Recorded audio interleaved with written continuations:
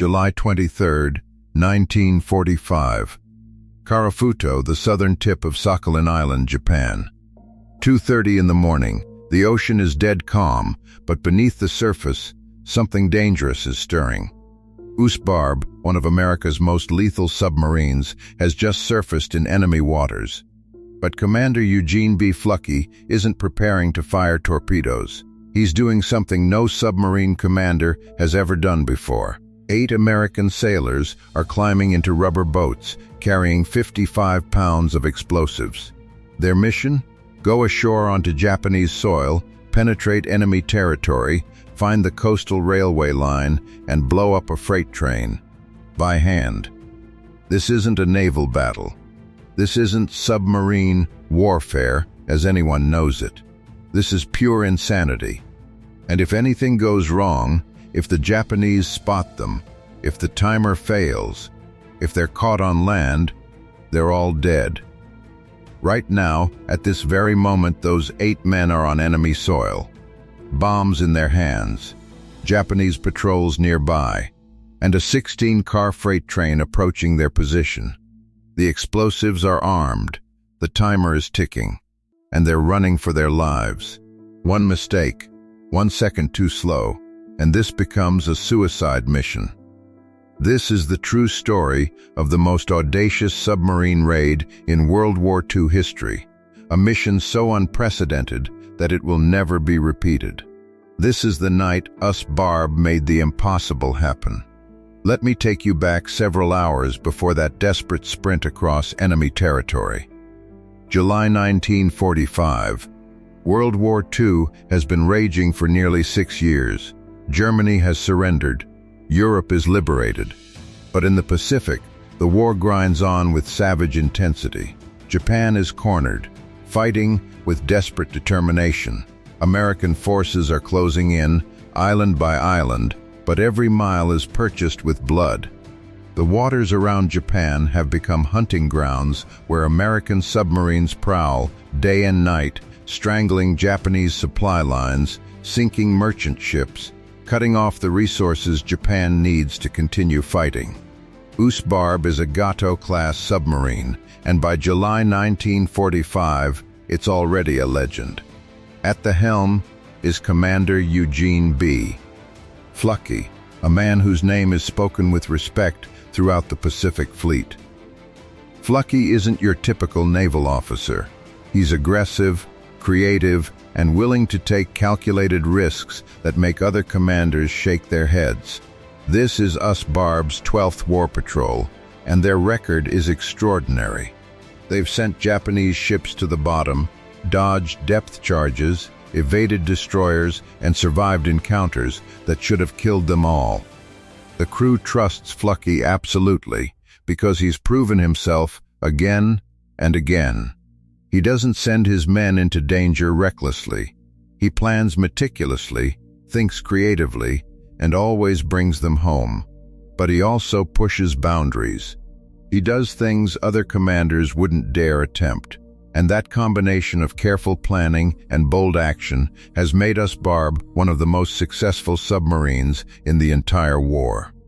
So when USS Barb takes position off the coast of Karafuto, Fluckey is hunting for targets. He spends hours at the periscope, scanning for Japanese vessels, but what he sees frustrates him more than anything else in this entire patrol. Through his periscope, he watches the coastline, and running parallel to that shore is a railway line. Japanese freight trains roll north and south constantly, carrying ammunition, fuel, food, supplies, everything the Japanese military needs to keep fighting. And these trains are completely untouchable. Fluckey's torpedoes are useless against land targets. His deck guns don't have the range to hit the railway from safe waters. If he surfaces close enough to shoot, coastal batteries will destroy his submarine. For days, Fluckey watches those trains, knowing they're supplying the forces killing American soldiers and sailors. And for days, the frustration builds. But then Fluckey starts thinking differently. What if they didn't attack from the submarine? What if they went ashore? The idea is insane. Submarines don't conduct land operations. But the more he considers it, the more he realizes it might actually be possible. Dangerous? Absolutely. Unprecedented? Certainly. Impossible? Maybe not. Fluckey gathers his officers in the control room. You're deep beneath enemy waters in a steel cylinder packed with machinery and 70 men. The air is thick with diesel fumes, and your captain just proposed sending sailors onto Japanese soil to blow up a train. The room goes silent. Then the questions start. How do you get ashore undetected? How do you avoid patrols? How do you plant enough explosives to destroy a train? How do you escape before you're caught? Fluckey has thought through every detail. They'll wait for a moonless night with calm seas. They'll surface close to shore and launch rubber boats with a small team.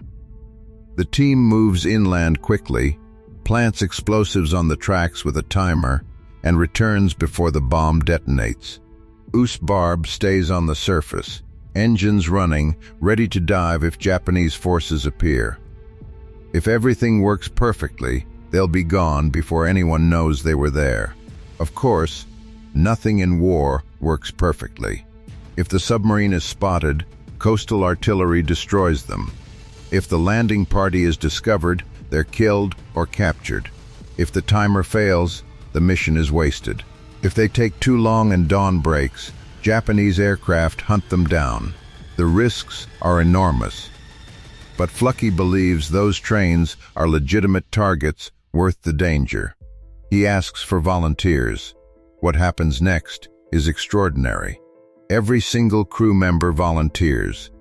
Every man, from the youngest sailor to the most senior chief, raises his hand. They know the danger.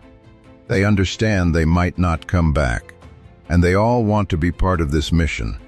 That's the loyalty Fluckey has built. That's the trust he's earned. Fluckey selects 8 men, the best of the best. They begin intense preparation. 55 pounds of explosives, carefully waterproofed. Detonators, timing mechanisms, shovels to dig beneath the tracks.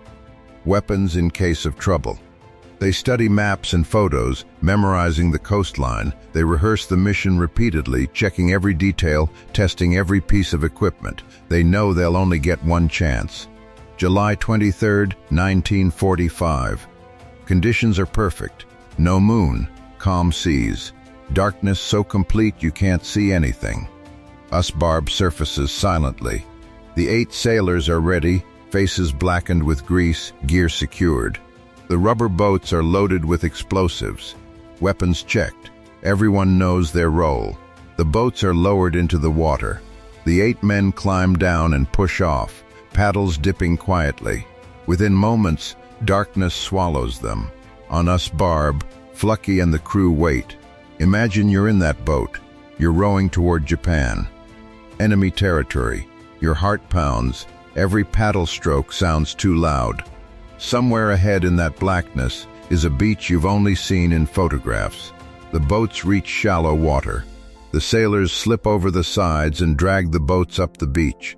Then they freeze. Japanese voices nearby. A patrol, maybe 300 yards away. Don't move, don't breathe. The voices fade. Time to move. They shoulder the 55 pounds of explosives and start moving inland, through dense brush, over rocky ground. Every sound feels amplified. Every step could alert the enemy. But they push forward because turning back isn't an option. After 20 minutes, they see it. The railway tracks. 2 steel rails gleaming faintly. This is the target. 2 men take defensive positions, watching for patrols. The other 6 start digging beneath the tracks. The ground is hard. Rocky soil and roots. Digging is slow, exhausting. Shovels scraping against rock. Sweat pouring despite the cold. But they keep working. Finally, the hole is deep enough. They lower the explosives carefully into place beneath the rails. They connect the detonator. One wrong move and it's over. They set the timer. And then they hear it. A train whistle. Distant, but getting closer. A train is approaching right now. No time to think. The timer is set and running. They quickly cover the explosives with dirt. The train whistle sounds again. Closer. They can hear the rumble, the locomotive, the clatter of wheels. It's heading straight toward them. They grab their gear and run, all 8 sprinting back toward the beach, not trying to be quiet anymore. Speed is everything. Branches whipping their faces. They crash through underbrush, vault over obstacles. Behind them, the train is getting closer. They can hear it clearly now. They burst onto the beach. The boats are there. They shove them into the water and jump in. Paddles hit the water. Fast. Faster. Every muscle screaming. The shore recedes. 10 yards. 20. 50. Behind them, the train approaches the exact spot where they planted the bomb. And then the world explodes. The blast is massive. The night turns to day. A fireball erupts skyward, orange and yellow and white. The shockwave rolls across the water and slams into them. They turn and stare. The locomotive is thrown off the tracks. Freight cars accordion. Then secondary explosions begin. The train was carrying ammunition. Boom, boom, boom, explosion after explosion. Fire spreads along the wreckage. It's the most destructive thing they've ever seen. On shore, chaos. Searchlights snap on. Japanese soldiers running everywhere. Alarms blaring. They're searching for attackers, but they're searching on land. It never occurs to them to look at the water. The 8 sailors reach USS Barb. Hands grab them, pull them aboard. They collapse on deck, gasping. Fluckey grins. They made history. Fluckey gives the order. Dive, dive, dive. The klaxon sounds. Hatches seal. Water floods the ballast tanks. USS Barb tilts forward and slips beneath the surface. Within seconds, the submarine vanishes. On shore, the Japanese search all night and find nothing. When USS Barb returned to Pearl Harbor and Fluckey submitted his report, the reaction was disbelief. You sent men ashore to blow up a train? That's impossible. But the evidence was undeniable. Japanese records confirmed that on July 23rd, a 16-car freight train was destroyed by a massive explosion near Karafuto. The railway was damaged, tons of supplies lost, and the Japanese had no explanation. This mission made history. It remains the only time in military history that a submarine crew destroyed a train on land. Never been done before, never done since. It's a record that will probably never be broken. Commander Eugene B. Fluckey was awarded the Medal of Honor, America's highest military decoration. USS Barb earned 4 Presidential Unit citations, more than any other submarine in World War II. The 8 sailors who went ashore were decorated for their courage. Their names are preserved in naval history. Paul Saunders, William Hatfield, Francis Sever, Lawrence Newland, Edward Klingel-Smith, James Richard, John Markison, and William Walker. By the end of the war, USS Barb had sunk 17 Japanese ships and damaged dozens more. They conducted daring raids, rescued downed airmen, and wreaked havoc on Japanese supply lines. USS Barb became one of the most successful submarines in American history. And at the center was Commander Fluckey, a leader who earned absolute trust by sharing every danger with his crew. Why does this story matter 80 years later? Because it teaches timeless truths about courage, creativity, and leadership. When Fluckey saw those trains, he could have accepted the limitation. He could have said, submarines attack ships, those trains aren't our problem. But he refused to accept that. He saw a problem and refused to believe it was impossible. When he asked his crew to do something unprecedented and dangerous, they didn't hesitate. Every man volunteered. That's the power of leadership. That's what happens when a commander earns absolute trust. They'll follow you anywhere. The mission succeeded through planning, skill, and audacity, but most of all, through courage. The courage to attempt the unprecedented. The the courage to face overwhelming danger, the courage to trust your teammates when everything is on the line. That courage comes from the human spirit, from that place inside us that refuses to quit. The next time you face something that seems impossible, remember Commander Fluckey and those 8 sailors. Remember that the greatest achievements come from people who refuse to accept limitations. Bold thinking, careful planning, and unwavering courage can overcome impossible odds. This is the legacy of USS Barb, a story of audacity, trust, and refusing to accept the impossible. A story that proves human creativity and courage can accomplish things that defy belief. And a story that will never be forgotten.